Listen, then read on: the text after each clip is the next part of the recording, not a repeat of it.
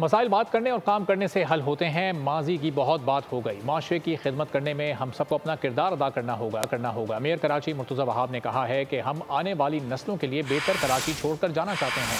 हमें solar energy पर काम करना चाहिए। सस्ती बिजली के लिए सोलर पार्क बनाए जाएंगे।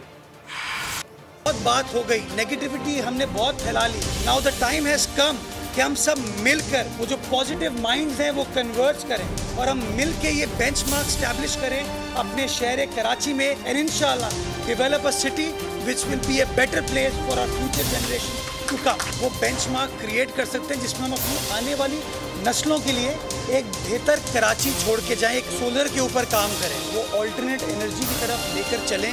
और माशाल्लाह जिस हिसाब से धूप पड़ती है इस मुल्क में, मैं समझता हूँ हम बिजली फिर एक्सपोर्ट करने में कामयाब हो पाएंगे। कराची में मुख्तलिफ मकामात पर ऐसे सोलर पार्क बनाए जाएँ जो कि सस्ती बिजली हमें फराहम कर सके और हमारे जो सरकारी इदारे हैं और स्पेशली जो बिल्कुल ही गरीब से गरीब तर लोग हैं उनकी हालत ज़ाहिर में हम बेहतरी ला सकें, उनको लोड शेडिंग की भी कमी हो और उनको सस्ती बिजली इंशाल्लाह मिल सके।